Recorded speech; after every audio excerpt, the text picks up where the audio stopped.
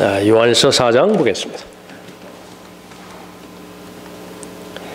11절부터 16절까지 받들겠습니다. 지난주에 우리가 하나님께서 우리 안에 거하심을 확신하는 방법이라고 하는 제목으로 살펴봤죠.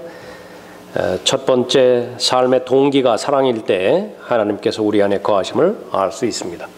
11절에 사랑하는 자들아, 하나님께서 이처럼 우리를 사랑하셨으니 우리도 서로 사랑하는 것이 마땅하도다.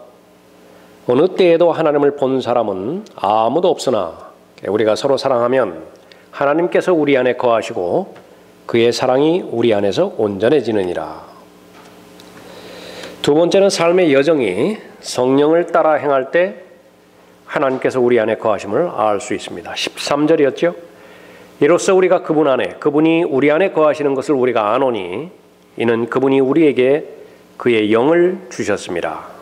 오늘 살펴보게 될 세 번째는요, 삶의 목표가 예수 그리스도를 증거하는 것일 때 하나님께서 우리 안에 거하심을 알 수 있습니다. 14절, 우리는 아버지께서 아들을 세상의 구주로 보내신 것을 보았고 또 증거하느니라. 누구든지 예수를 하나님의 아들이라 시인하면 하나님께서 그 사람 안에 거하시고 그도 하나님 안에 거하시느니라. 하나님께서 우리를 향해 가지신 그 사랑을 우리가 알고 또 믿었으니 하나님은 사랑이시라. 사랑 안에 거하는 사람은 하나님 안에 거하고 하나님께서도 그 사람 안에 거하시느니라. 그래서 이 16절까지 살펴볼 때에 거한다라고 하는 그 부분이 계속해서 반복되어지고 있죠. 그 사실을 아는 것, 더 바랄 것이 없습니다. 어차피 이 세상도 세상의 일도 다 없어져 버릴 것이에요. 순간적으로 필요하니까 우리에게 필요한 것이지요. 궁극적으로는 다 없어져 버릴 것인데 우리 안에 하나님께서 거하신다라고 하는 사실을 내가 안다. 그것을 알고 있는 사실 가운데서 무엇을 하든지 간에 그것은 그 결과에 대해서는 만족하고 하나님 앞에 감사드릴 수 있는 것입니다. 내가 하나님의 사람이라고 하는 구원의 확신을 가지고 있는 것과 매일매일 하나님께서 나와 동행하고 계시다라고 하는 동행의 확신을 가질 수 있을 때에 그 사람은 담대합니다. 두려울 것도 없고요, 의심할 것도 없어요. 믿음의 사람이고 또 하나님을 신뢰하는 가운데 하나님 한 분만 바라보고 살 수 있죠. 그것이 전제가 될 때에 성령의 인도함을 받는 결과로서 그 증거로서 성령의 아름다운 열매를 맺게 되는 것입니다. 성령께서 우리 안에 거하시는 것을 어떻게 알 수 있는 것이냐? 여러분이 개인적으로 알아야 되죠. 그것은 아무도 알려주지 않습니다. 내 안에 성령께서 계신지 어떻게 알아요? 여러분이 입증하셔야 돼요. 고린도후서 13장 5절에서 입증하라고 말씀하시죠. 너희 안에 믿음이 있는 것인지, 죽은 믿음이 아니라 산 믿음인 것이죠. 예수 그리스도를 믿을 때에 성령 하나님께서 내주하고 계십니다. 그래서 은혜의 복음을 마음으로 믿을 때에 성령 하나님께서 그리스도의 영께서 들어오시는 것이죠. 그 다음에 예수 그리스도를 증거하실 목적으로 구속의 그날까지 우리를 인쳐주시는 분이 바로 성령 하나님이세요. 그 목적이 무엇이라고요? 예수 그리스도를 증거할 목적으로 거하시는 것이에요. 예수 그리스도를 증거하려면 어떻게 되는 것이야? 알아야 되죠. 예수 그리스도께서 얼마만큼 무한한 사랑으로 나를 사랑하셨는지 그 사랑을 알기 전까지는요, 시인하지도 못하고 증거하지도 못해. 예수 그리스도의 충만하심에 장성한 분량에까지 이르러야 되죠. 은혜 안에서 부지런히 자라야 되고 예수 그리스도를 아는 지식 안에서 자라야 되는 것입니다. 그러면 내 안에 성령 하나님께서 계시다라고 하는 사실을 아는 것입니다. 그럼 내 안에 성령 하나님께서 계시다라고 하는 것을 아는 것은 바로 내 내면의 증거를 통해서 우선 알 수 있고요. 성령 안에 있는 의와 화평과 기쁨으로 그 예수 그리스도를 섬길 수 있죠. 동시에 밖으로 나오는 것이 예수 그리스도를 시인하는 것입니다. 마음과 이 시인은요 같은 거예요. 그러니까 마음에 있는 것은 반드시 말하게 돼 있어요.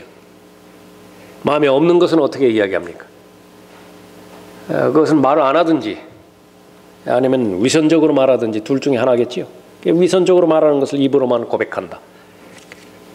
위선으로 그렇게 말하는 것입니다.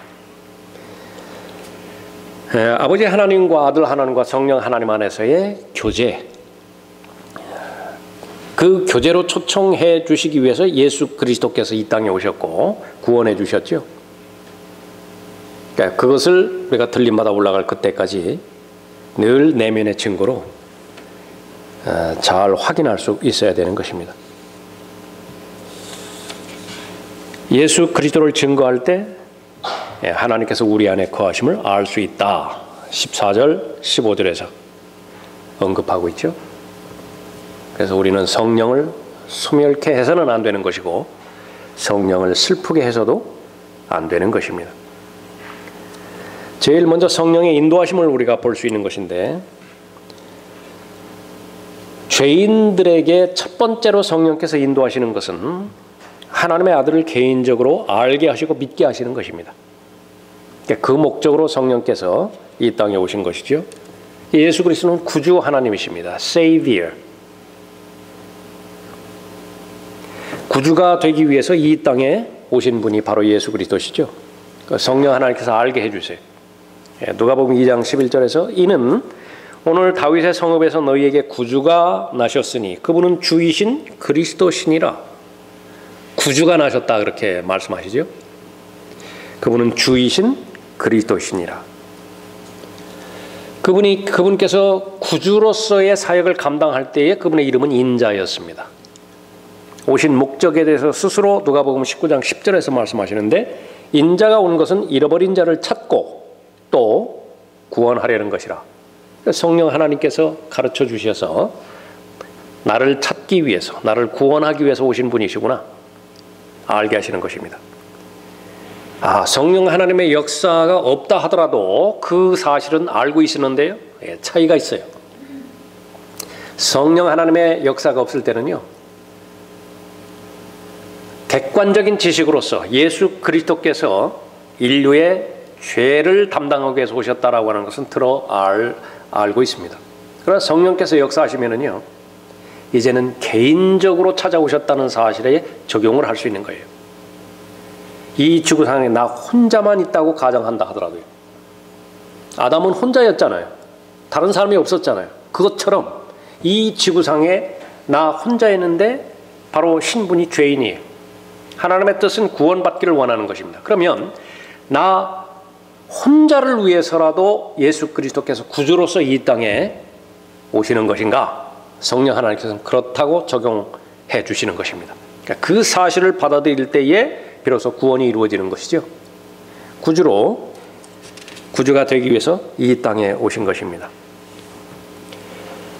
본문 4장 9절에서 하나님 우리를 향한 하나님의 사랑이 이렇게 나타났으니 곧 하나님께서 그의 독생자를 세상에 보내신 것은 우리로 그를 통하여 살게 하려 하심이라.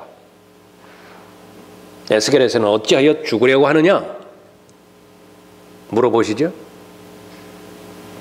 살게 하실 목적으로 아들 예수 그리스도를 이 땅에 보내주신 것입니다. 여기에 사랑이 있으니 우리가 하나님을 사랑하는 것이 아니요 그분이 우리를 사랑하시고 그의 아들을 우리 죄들을 위하여 화목제물로 보내신 것이라. 요한일서 4장에서는 두 번에 걸쳐서 하나님은 사랑이시라 말씀하시죠. 8절에서 말씀하시고 16절에서도 말씀하세요.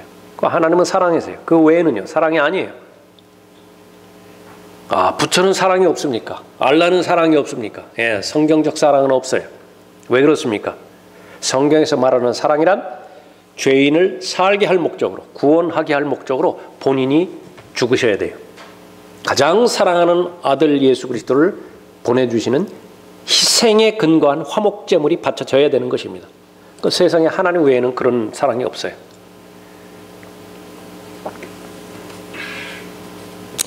화목제물이라고 하는 것은요, 하나님을 만족시켜 드릴 수 있는 제물을 말하는 거예요.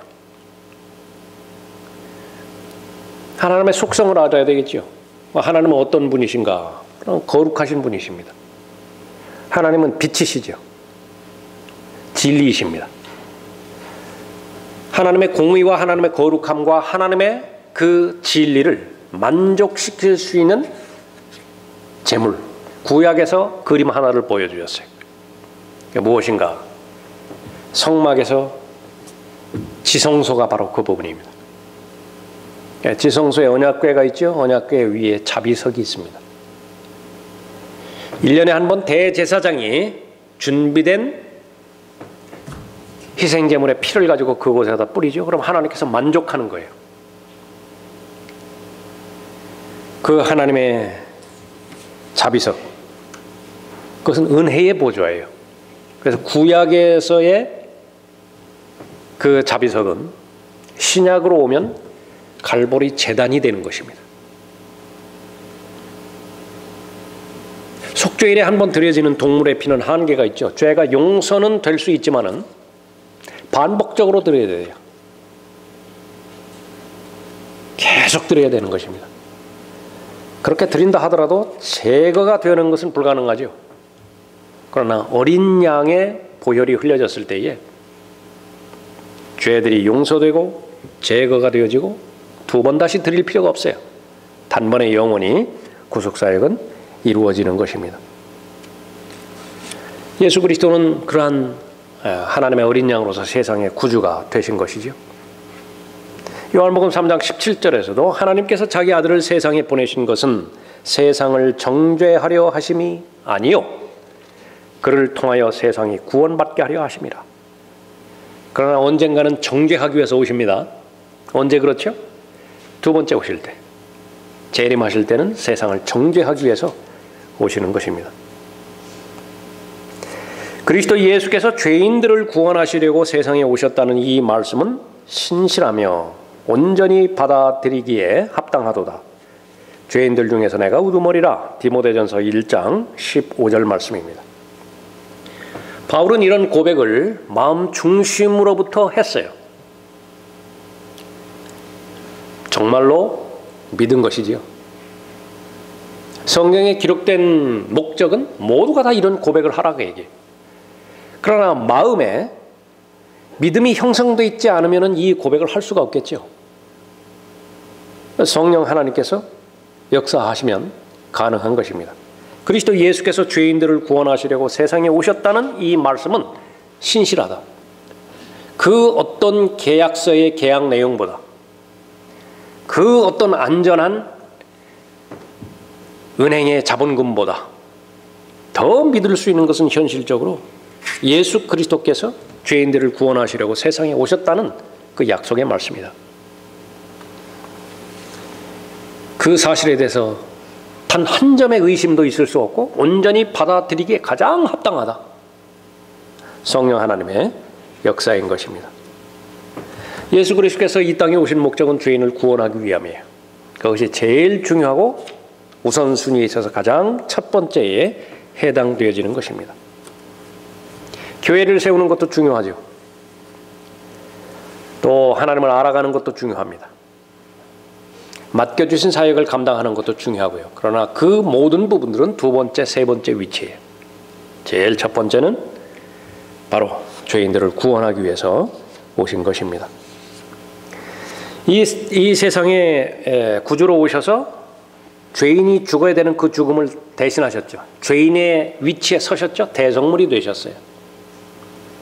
그 사실을 성령 하나님께서 알려주시는 것입니다. 갈라디아서 3장 13절에서 그리스도께서 우리를 위하여 저주가 되셔서 율법의 저주로부터 우리를 구속하셨으니 기록되기를 나무에 매달린 자는 누구나 저주받은 자라고 하였습니다. 삶을 살다 보면 억울한 일이 한두 번이겠어요?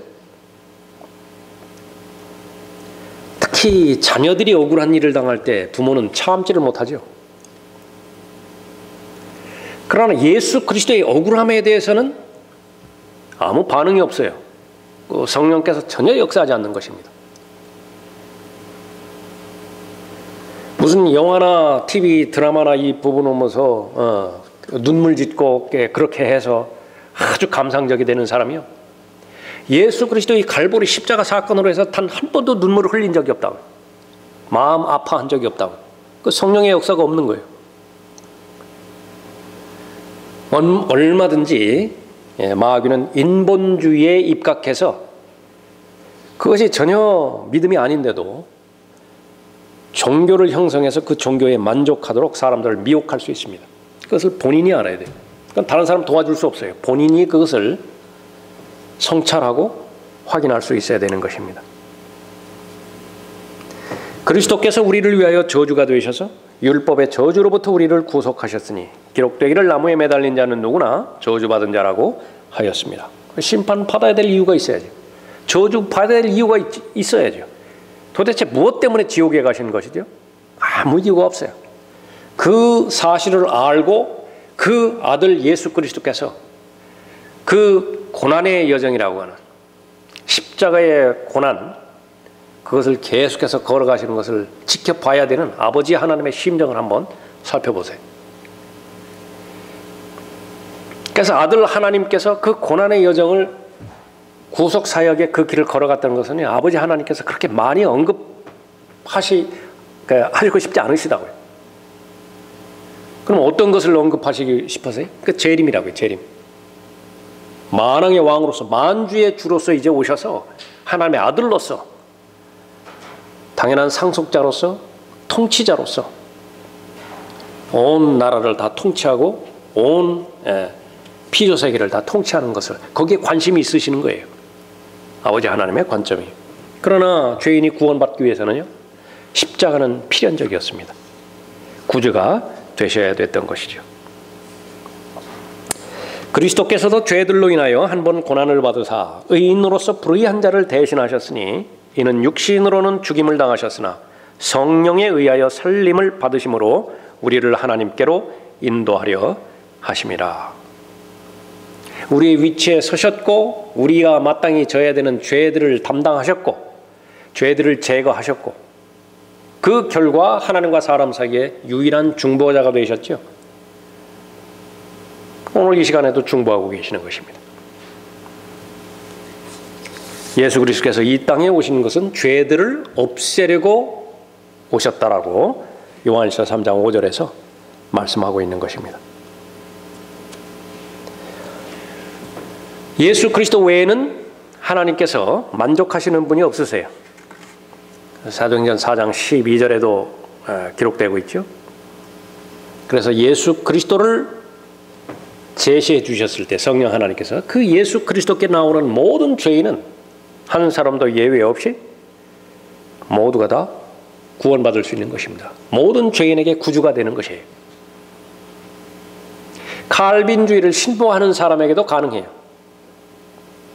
나는 구원받지 못하기로 그렇게 예정되었을지 모릅니다. 그래도 상관없어요. 그래도 예수 그리스도 믿으면 하나님의 예정을 깨트려 버릴 수 있어요. 성경은 약속하는 것입니다.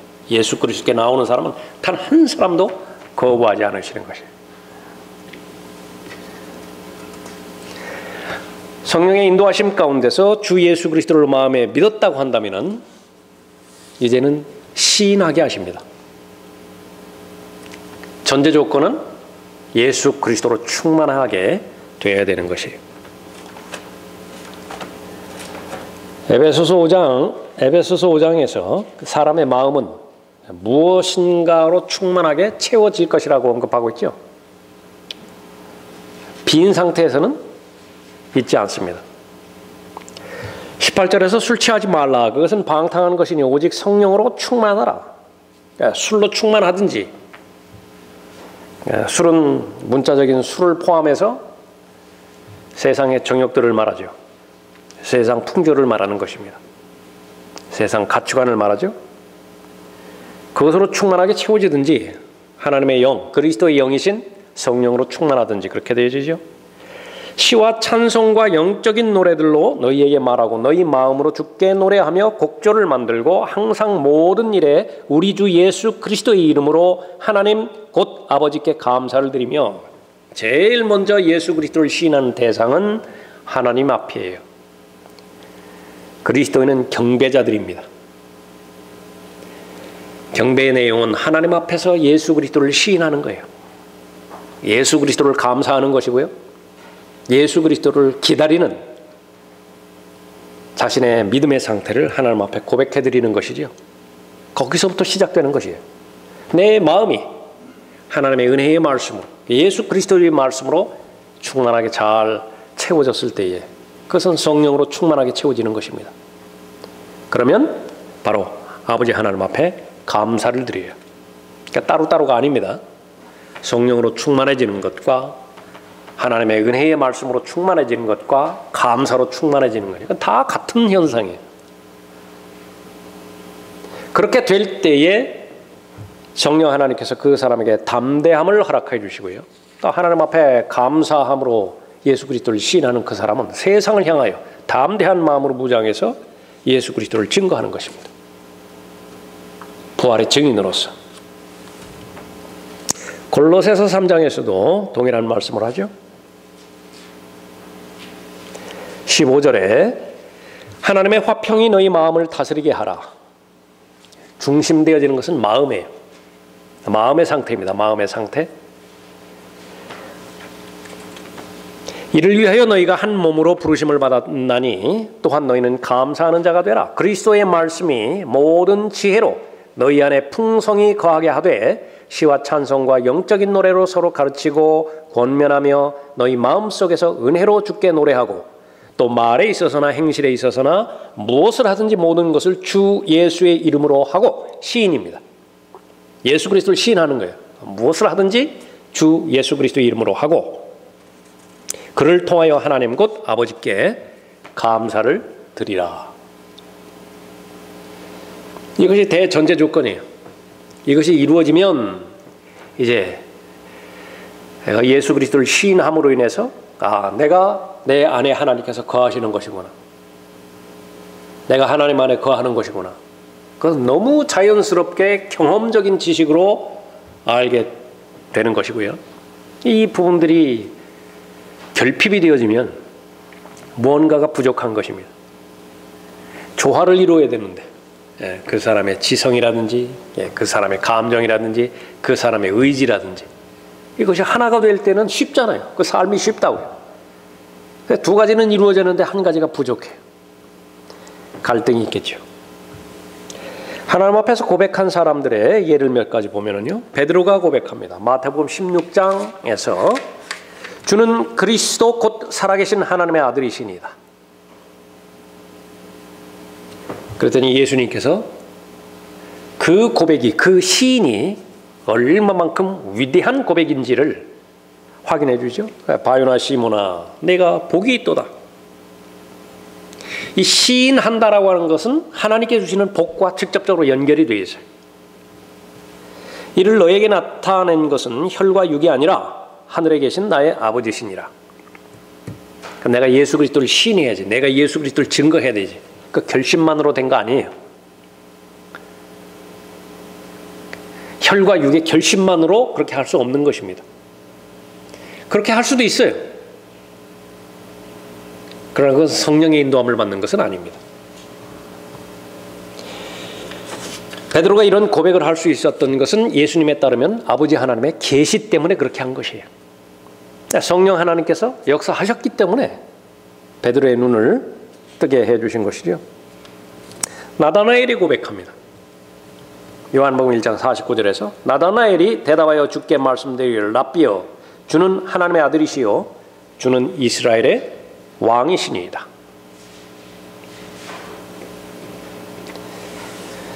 예수 그리스도께서는 12지파를 다스릴 왕이시라고 하는 것을 나다나엘이 깨달았고요. 다윗의 아들에 대해서 구약에서 예언이 되어 있는데 그것은 하나님의 아들이어야만 되죠. 그 지식을 지금 눈 앞에 있는 예수 그리스도와 직접적으로 연결이 되어지는 것입니다. 예수님께서도 설명해 주세요. 다른 사람은 그렇게 받아들이기가 어려운 이 진리를 나다나엘은 왜 이렇게 쉽게 받아들일 수 있는 것이냐? 왜 이렇게 빨리 깨달을 수 있었던 것인가? 마음의 상태예요. 결정지는 것은 마음의 상태라고요. 베드로의 경우도 그렇고 이 나다나엘의 경우도 있어 그렇고 마음은 너무나 순수하고 단순하고 순진해서 하나님께서 하신 말씀을 그대로 받아들일 수 있는 것이죠. 간사함이 없는 사람이라고 말씀을 하세요. 나다나엘 안에는 간사함이 없어요. 베드로가 두 번째 고백을 요한복음 6장 69절에서 합니다. 주여 우리가 누구에게로 가오리까? 주님께는 영생의 말씀이 있나이다. 따른다고 수많은 사람이 따르는데 하나씩 다 뿔뿔이 다 흩어졌죠. 소수의 사람들만 남았어요. 너희도 가려느냐? 그때의 베드로의 고백입니다. 주여 우리가 누구에게로 가오리까? 주님께는 영생의 말씀이 있나이다. 우리는 주께서 그 그리스도 곧 살아계신 하나님의 아들이심을 믿으며 또 확신하나이다. 성령 하나님의 역사하심이 없으면요, 사람은 이 구원을 위해서, 영생을 위해서 교회를 찾아가는 거예요. 이 구원을 얻기 위해서 종교를 찾아가는 것이에요. 이 구원을 얻기 위해서 선행을 찾아가는 것입니다. 그러나 성령 하나님의 인도하심을 받는 사람은 그분을 찾아가는 거예요. 그분. 살아계시고 영으로 계시고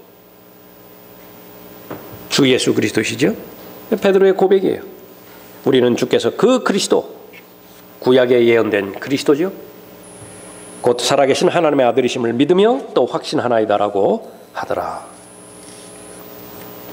예수님께서 마르다에게 자신을 계시해 주십니다. 부활과 생명에 대해서 말씀하시죠. 나는 부활이요 생명이 나를 믿는 자는 죽어도 살 것이며 또 살아서 나를 믿는 자는 누구나 영원히 죽지 아니하리라. 그것이 의미가 있어서는 개별적으로 개인적으로 믿어야 돼요. 예수님께서 확인하는 것입니다. 내가 믿느냐. 초청 시간도 그런 시간이고요. 구령할 때의 마지막 결단을 요청하는 시간도 그런 부분이죠. 자, 일반적인 사실들은 진리는 다 전달이 됐어요. 끝났어요. 이제는 적용이 돼야 된다고요. 발전소도 문제도 없고 전선에도 문제도 없고 인입선까지도 문제가 없어요. 다만 꽂을 의향이 있느냐고요. 다만 스위치를 올릴 의향이 있느냐고요. 아무리 무한대의 전력이 공급된다 하더라도, 아무리 전열 장비가 잘 갖춰졌다 하더라도 내 스스로 그 스위치를 올리지 않으면 여전히 암흑이에요. 그러니까 그것을 성령 하나님께서 말씀하시고 예수님께서도 말씀하시죠. 마르다의 고백은 무엇입니까? 예, 주여 나는 주께서 세상에 오실 그 그리스도 곧 하나님의 아들이심을 믿나이다. 고백합니다. 시인하는 것이죠. 이런 부분에 있어서 보면은 어떻게 보면 믿음의 전체를 구성하는 것은 시인이라 그렇게 볼 수 있습니다. 부인하지 않고 시인하는 거예요. 그리스도인의 삶도 마찬가지죠. 그러니까 예수 그리스도를 시인하기 위해서는 전제 조건이 내 자신을 부인해야 돼요. 부활의 능력을 경험하기 위해서는 전제 조건이 죽음의 고난에 참여해야 돼요. 그러니까 죽기는 싫거든요. 부활의 능력은 갖고 싶어요. 둘 다 갖고 싶다고요. 불가능하죠. 그래서 성령의 능력을 받아야 되는 것입니다. 의심 많은 도마에게 예수님께서 말씀하시죠. 내 손가락을 이리 내밀어 나의 손을 보고 너의 손을 내밀어 내 옆구리에 넣어보라. 그래야 믿음 없는 자가 되지 말고 믿는 자가 되라. 믿음 없는 자가 되지 말고 믿는 자가 되리라고 하는 것은 구체적으로 무엇을 말하는 것이죠? 역시 마찬가지로 시인이에요. 도마는 믿음 없는 자로부터 탈피해서 믿는 자가 되기로 결심을 하는 것이죠. 도마가 대답하여 주께 말씀드리기를 나의 주 나의 하나님이여. 나의 주 나의 하나님이라고. 유대인들은 민족적으로 우리 아버지라고 부르죠. 그들은 나의 아버지라고 부르는 거예요. 하나님 앞에서 시인하게 하시는 성령 하나님께서는요, 그 사람의 마음 가운데서 충만하게 채워졌을 때에 이제 병행해서 사람들 앞에서 시인하게 하는 것입니다. 여기까지 와야 돼요. 사마리아 여인의 고백입니다. 그러자 그 여인이 물동이를 버려두고 성읍으로 들어가서 사람들에게 말하기를 와서 내가 행한 모든 일들을 나에게 말한 그 사람을 보라. 그분이 그리스도가 아닌가? 이 사람의 신분이 뭐였죠? 도덕적으로 손가락질 당하는 사람이었습니다. 종족으로도 그렇고 신분적으로도 그렇고 동네 사람과도 전혀 어울리지 않는 사람이 아무도 없을 때에 홀로 물을 기르러 와야만 되는 그런 사람이죠. 이런 사람은 예수 그리스도를 증거하는데 얼마나 어려울 것인가. 사람들의 생각이고요. 성령 하나님께서 역사하시니까. 이 담대함은 어디서 나온 거예요? 성령 하나님께서 주신 담대함이죠. 행실이 따라줘야만 예수 그리스도를 온전하게 시인할 수 있다고. 도움이 되는 말이기는 해요. 그래서 의도적으로 다른 사람에게 비난받을 짓을 해서는 안 되는 사람들이 그리스도인이죠. 그러나 설령 비난받을 짓을 했다 하더라도 그리스도인이라고 하면 즉시로 자백하겠죠. 그리고서 담대하게 예수 그리스도를 증거하는 것이에요.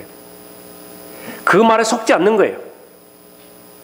주변의 빛과 소금의 역할을 충분히 잘하면 주변의 사람들이 아주 자연스럽게 예수 그리스도를 믿을 거라고. 참조로 할 수 있는 것은 그 사람의 행동 양식을 보았더니 나도 예수 그리스도를 믿고 싶다. 많이 들어보셨죠? 그러니까 참조는 돼요. 절대적인 원칙은 아니에요.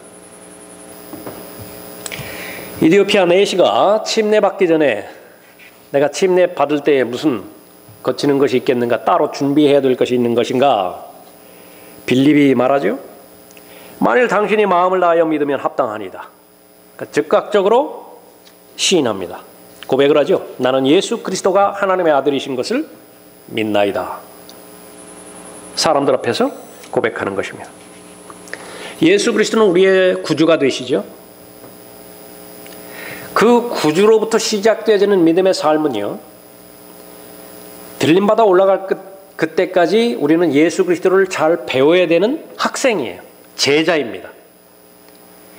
우리에게는 두 가지 신분이 주어져 있는데 하나는 아들의 신분이고 하나는 종의 신분이에요.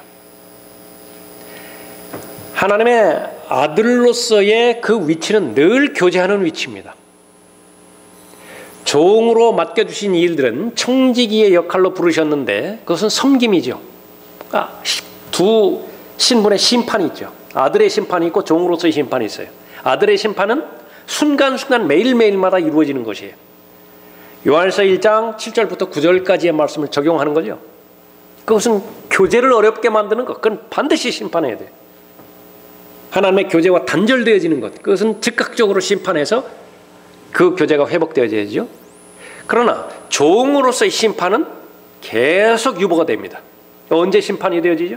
그리스도의 심판석에서 그때 가서야 결산을 하게 되는 거예요.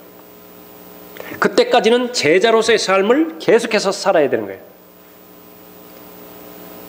섬김이 필수적인데 예수 그리스도를 아는 지식 안에서 부지런히 주님과 동행해 나가야 되죠. 그러니까 자기를 끊임없이 부인해야 됩니다. 그러니까 예수 그리스도를 시인해야 돼요.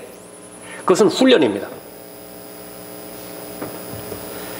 마태복음 10장 32절에서 그러므로 누구든지 사람들 앞에서 나를 시인하면 나도 하늘에 계신 나의 아버지 앞에서 그를 시인할 것이나 누구든지 사람들 앞에서 나를 부인하면 나도 하늘에 계신 나의 아버지 앞에서 그를 부인하리라.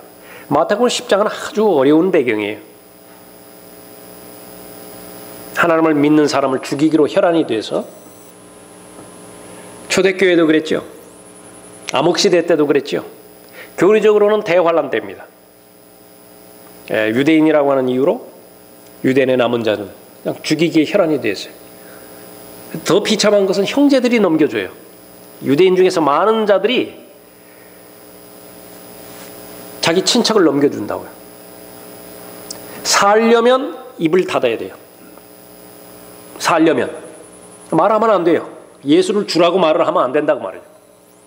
그때에 도전하고 권면하시는 말씀입니다. 그러므로 누구든지 사람들 앞에서 나를 시인하면 나도 하늘에 계신 나의 아버지 앞에서 그를 시인할 것이나 누구든지 사람들 앞에서 나를 부인하면 나도 하늘에 계신 나의 아버지 앞에서 그를 부인하리라.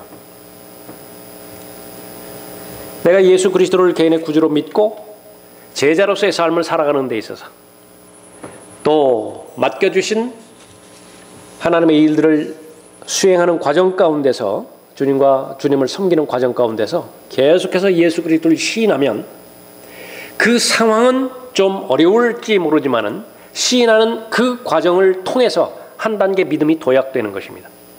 사람들이 왜 그렇게 제한된 믿음 속에서 아니면 더 나아가서 스스로가 자신의 믿음의 제한을 결정해버려요. 더 이상 믿음이 늘어나는 걸 원치도 않아요. 왜 그런 것인가? 겁쟁이로 살아가기 때문에 그래요. 다른 것들은 다 관심이 있을지 모르지만은 그러니까 예수 그리스도를 시인하는 부분에 있어서는 관심이 없고 아예 관심이 없을 수도 있는 것입니다. 그러나 본문 말씀에서는요, 반드시 극복해 나가야 돼요. 그럼 무엇 때문에 그런 것인가? 다시 처음으로 돌아가서 하나님의 말씀으로 충만해지면 됩니다. 하나님의 은혜로 충만하게 지어요. 노래가 나오지 않을 리가 없죠. 우리 모여서 찬송하면 얼마나 마음이 흡족하고 좋습니까? 내 마음의 상태가 가사에 있는 그대로 적용될 때 더 그렇죠. 하나님의 말씀을 열어서 봤을 때 내 마음의 상태를 하나님께서 그렇게 잘 비추어 주시고 사람들이 볼 수 없는 그 약한 부분과 그 완고한 부분에 있어서 아주 강력하게 하나님의 말씀을 통해서 꾸짖어 주시고 책망해 주실 때 나는 얼마나 감사해요. 그 말씀이 없으면 내가 바로잡혀질 수가 없잖아요. 또 사람들이 알아주지 못하는 그런 열악한 상황 가운데서 하나님의 말씀을 위로해 주잖아요. 다시 한번 동기를 새롭게 해 주셔서 예수 그리스도를 더 새로운 마음으로 사랑할 수 있는 여건들을 마련해 주시잖아요. 그러니까 그것이 부흥이에요. 별다른 것이 부흥이 아니라 날마다 예수 그리스도를 더 새롭게 사랑할 수 있는 마음의 상태가 하나님께서 부여해 주시면 그것이 부흥을 경험하는 것입니다. 그것이 바로 예수 그리스도를 증거할 때, 예수 그리스도를 시인하고 예수 그리스도를 고백할 때 성령 하나님께서 주시는 열매예요. 예수 그리스도를 하나님의 아들이라고 선포하는 사람은 성경이 보장합니다. 가장 용기 있는 사람이 돼요. 가장 담대한 사람입니다. 하나님께서 가장 좋아하시는 사람이죠. 침례인 요한이 고백합니다. 침례인 요한이 그에 관하여 증거하며 외쳐 말하기를 이분이 내가 말한 그분이라. 내 뒤에 오시는 그가 나보다 앞선 것은 그분이 나보다 먼저 계셨습니다. 요한복음 1장 15절에서 담대하게 외치죠. 베드로는 원래 사람들 앞에서는 혈기왕성한 그런 사람이었지만은요, 이 믿음의 문제가 나왔을 때는 실제적인 믿음이죠. 그처럼 소심하고 그처럼 겁쟁이가 없었죠. 아주 겁을 집어먹었던 소심한 사람이었다고요. 그런 베드로가 한 사람이 대표적으로 이렇게 나와 있지만은 11사도 다 마찬가지였죠. 담대하게 준비가 되어서 예수 그리스도의 부활에 대한 증인으로서 자신의 삶을 잘 감당했던 것입니다. 그가 미리 앞을 내다보므로 그리스도의 부활에 관하여 말한 것은 주의 혼이 지옥에 버려지지 아니하였으며 또 주의 육신도 썩어짐을 보지 아니하였다는 것이라. 다윗의 구약에 기록된 예언의 말씀을 인용해서 예수 그리스도께 적용하죠. 이 예수를 하나님께서 살리셨으니 우리 모두가 그 일에 관한 증인이니라. 하나님께서 내 안에 거하시는 것을 어떻게 알 수 있는 것인가? 많은 영역이 있지만 그 가운데 예수 그리스도를 시인할 때, 예수 그리스도를 증거할 때에 강력하게 내 내면의 증거를 성령 하나님께서 주시는 것입니다. 내가 하나님 안에 거하는 거 알아요. 하나님께서 내 안에 거하시는 것을 안다고요. 이 세상을 걸어갈 때 때로는 죽음의 골짜기를 그 깊은 골짜기까지 홀로 내려간 상황도 생기지만은요, 나는 아는 것이에요. 동행하는 것이라고요. 하나님께서 나를 동행한다라고 하는 사실을 아는 것입니다. 예수 그리스도를 시인할 때에 하나님 안에 거함을 확신시켜 주시는 것입니다. 14절 다시 보십시오. 이제 본문으로 가서 우리는 아버지께서 아들을 세상의 구주로 보내신 것을 보았고 또 증거하느니라. 누구든지 예수를 하나님의 아들이라 시인하면 하나님께서 그 사람 안에 거하시고 그도 하나님 안에 거하느니라. 하나님께서 우리를 향해 가지신 그 사랑을 우리가 알고 또 믿었으니 하나님은 사랑이시라. 사랑 안에 거하는 사람은 하나님 안에 거하고 또 하나님께서도 그 사람 안에 거하시느니라. 여러분 안에 성령이 계시는 것을 어떻게 알 수 있죠? 네, 오늘 본문 말씀에 따르면 예수 그리스도를 시인하기 때문에 아는 거예요. 어떻게 시인하는 것입니까? 제일 먼저 하나님 앞에 예수 그리스도를 시인하죠. 주는 그리스도시요 하나님의 아들이시니라. 모임을 통해서도 시인합니다. 정기적인 모임을 통해서 하나님 앞에 영과 진리로 경배드리고 오늘과 같은 모임을 통해서도 하나님께서 기회를 주실 때마다 예수 그리스도는 내 개인의 구주시라고, 내 삶의 주님이 되신다. 우리가 들림받아 올라갈 그때까지 그것을 부인할 이유가 없어요. 그것을 부인하지 않는 사람은 늘 예수 그리스도께 초점이 맞춰져서 예수 그리스도를 아는 지식 안에 자라기를, 그 열정을 계속해서 유지하려고 최선을 다하는 사람들이죠. 여러분의 믿음의 분량이 대로 이제 밖에 나가서 예수 그리스도를 시인하죠. 쓸데없는 짓 하지 않을 것이라고요. 그리스도인으로서 욕을 먹는다든지 비난받을 짓이라든지 그거 안 할 것이라고요. 그 자체부터 이제 시인하는 거예요. 믿음의 분량이 늘어나면 늘어날수록 이제 적극적으로 예수 그리스도를 시인할 것이라고요. 하나님은 여러분을 사랑하십니다. 여러분을 위한 아름다운 계획을 가지고 계십니다. 처음에는 그렇게 시작했을지 몰라요. 소심하게. 그러나 분명하게 구원을 위해서 오신 분이신 만큼 예수 그리스도를 믿지 않는 것이 죄의 본질입니다. 지금 이 자리에서 죽으면 반드시 하나님의 심판에 서서 영원한 지옥에서 영원한 형벌을 면치 못할 것입니다. 하나님으로부터 나오는 그 사랑이 동기가 돼서 그 말을 분명하게 명확하게 전달해 줄 것이죠. 반드시 예수 그리스도를 필요로 합니다. 성령 하나님께서 가장 강력하게 역사한다고요. 내가 구원받은 것처럼 주변에 있는 사람들을 그렇게 구원에 이르겠죠. 그 힘을, 그 능력을, 그 경험의 지식을 어디에서 얻어요? 없어요. 예수 그리스도 시인하는 그 영역, 그 외에는 없는 것입니다. 지금까지 예수 그리스도를 잘 여러 가지 방면으로 잘 시인해 오셨죠. 가장 잘 하시는 것입니다. 하나님의 능력은 거기에서 얻는 것이기 때문에 그렇습니다. 조금 열정을 더 내십시오. 시간이 지나면 지날수록 믿음의 분량, 더 믿음을 늘려주시라고 하나님 앞에 간구하고 더 효과적으로, 더 넓은 지역에서 예수 그리스도를 시인하고 예수 그리스도를 증거하는 믿음의 사람, 그리스도의 훌륭한 군사로서 예수 그리스도를 시인하는 그 맡겨주신 사역을 잘 감당하겠다고 하나님 앞에 말씀드리면, 또 그렇게 실행하면 그 결과로서 여러분이 구원받았다라고 하는 확신과 언제 어디서든지 하나님께서 여러분과 동행하고 계시다라고 하는 그 확신을 흔들리지 않고 더 견고하게 세워주실 것입니다.